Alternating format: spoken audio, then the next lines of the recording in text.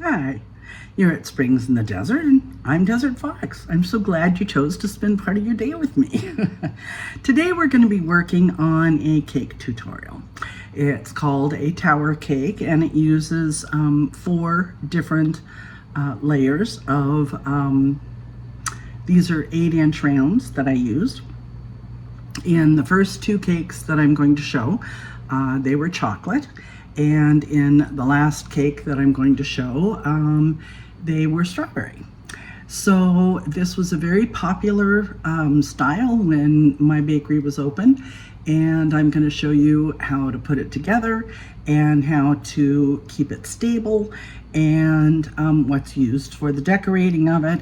It doesn't use any decorating tips, the little metal tips that you put in the pastry sleeves. It doesn't need a pastry sleeve. You can do this with a Ziploc bag and cutting a hole in the corner. Okay, so it takes no specialized equipment of any kind.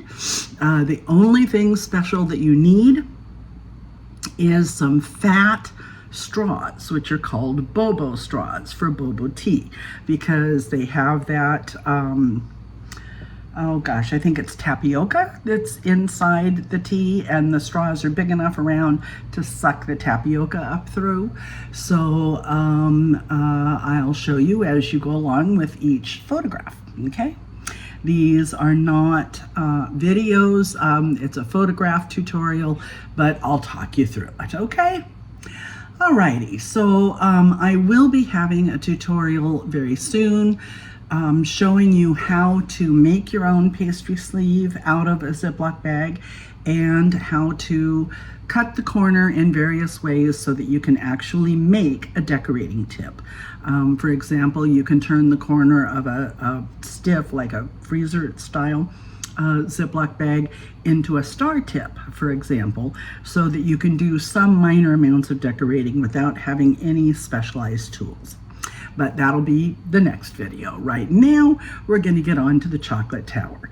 So here comes the intro montage, and we'll get right into it.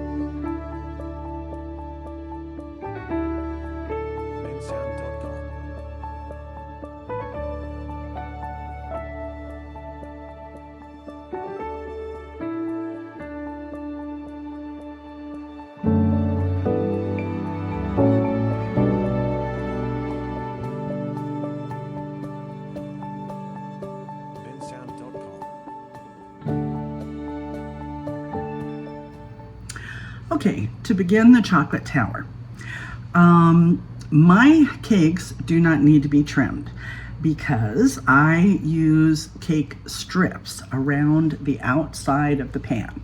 The reason why your cakes dome in the center is because the outside of the pan gets heated first, and it cooks before the cake rises, and the center of the cake does not get heated as fast, so it rises more, creating the domed cake, and you end up having to cut off the dome.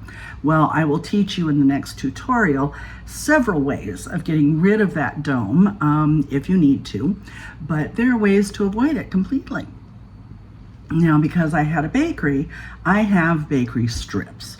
You may not have those at your disposal, and that's okay, because I was a baker for years before I had a bakery, and I used to make my own bakery strips at home, and I would make them out of old t-shirts or out of old towels or whatever, and you just cut long, thin strips of fabric, you get them wet, wrap them around the outsides of your cake pan, and safety pin it together.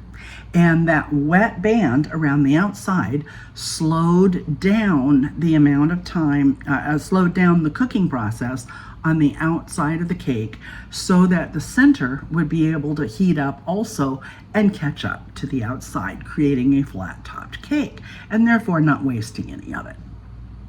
Now, before I learned how to do this really well, I used to trim the top off of the cake, and I would save those pieces and mix them with frosting to make cake pops.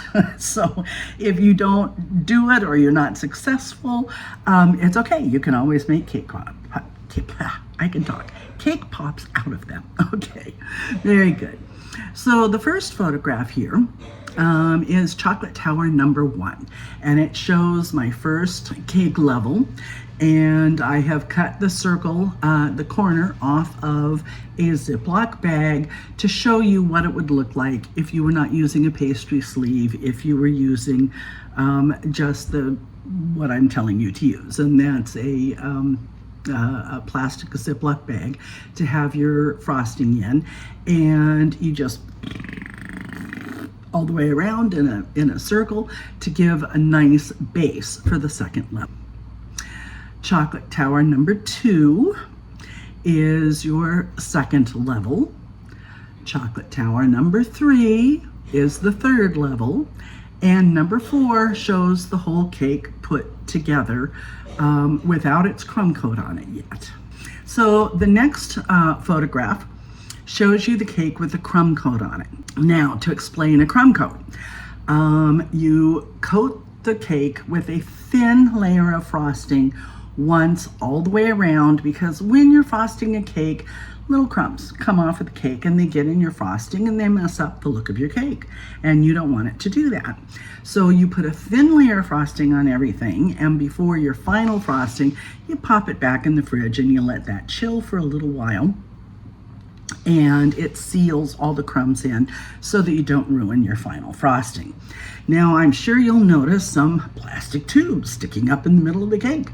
A 4-level cake tends to want to slip and slide, especially I live in Mexico. It's very humid, it's very hot, and that American chocolate buttercream that you see in between each of those levels gets a little liquidy and slippery slidey. So those 3, you can only see 2 clearly, but the third one's in the back.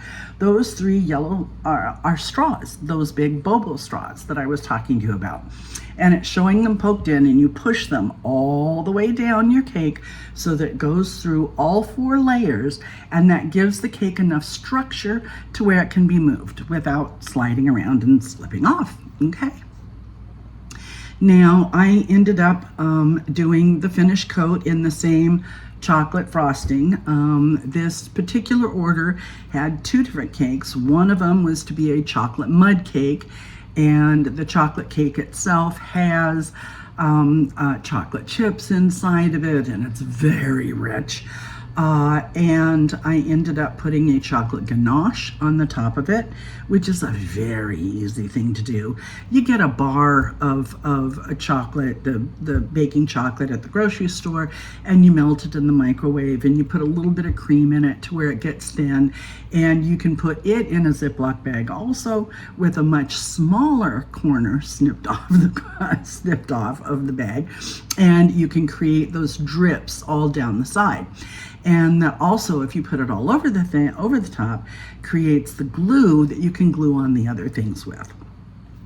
Now, in Chocolate Tower 7, you can see what this ended up producing.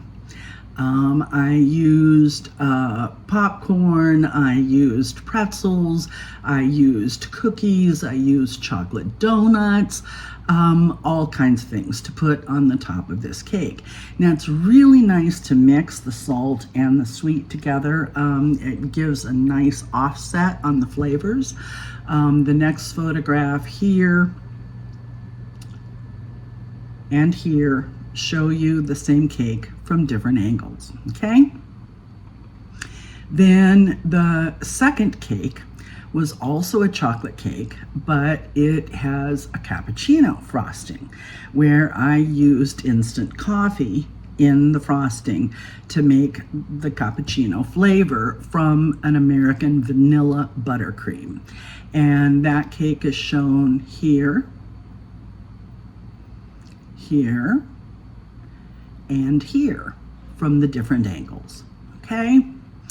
Now, the third one, which is the strawberry cake on the inside, and I used a strawberry sugarless jam made for diabetics on the inside. When you are stacking the other cake, you use your regular American buttercream to create a dam all the way around the outside of the cake. And that keeps the strawberry jam in the middle and keeps it from leaking out the sides when the cake is put together. So I used the American buttercream to go all the way around each of these layers of cake, and I put the strawberry jam in the middle. And there's also little pieces of fresh strawberries cut up inside the strawberry flavored cake batter when I cooked it, all right? And I used both pink, some of it dyed pink, and some of it regular white buttercream on the outside to create the kind of, marbled or ombre effect that's on the outside. And you can see the different marshmallows and cookies and again pretzels and popcorn, so that you have that salt contrast on it to create this strawberry tower. Okay, so that is the tower cake instructional video, and I want to thank you so much for being here. It really makes my day. I'm really happy that you chose to spend part of your day with me. That's awesome. And I have a worldwide map on order. And right next to me on this right-hand side of my desk is a big blank wall space. And I'm going to put up a pegboard, and I'm going to put the map up there.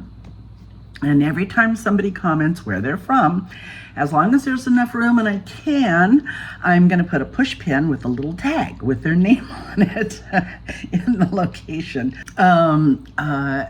Because that would just geek me out to no end to see where this goes. And so I will give updates every once in a while, and you may see your name up there.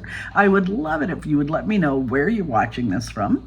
I will, every time I get a comment with a location, I'll put the little push pin up there, and I'll put a little tag with the person's name on it. And hopefully someday it'll become too much and I won't be able to continue it anymore. But since this is just beginning, I don't expect that to happen for probably a good long time. Any rate, I will be producing a video every Saturday, and at least a short every Wednesday. And I may do more, but I won't do less. And do give me a shout out as to where you're from. If you want to see anything in particular, please let me know, and I'll try to get that up for you. And I will continue to do cake and dessert tutorials and recipes and gardening tips, and show you my home evolution as long as I can. So I really hope that you have a blessed day. Mine is. And thank you so much again for being here. You're the reason I'm here. Have a good one. Toodles.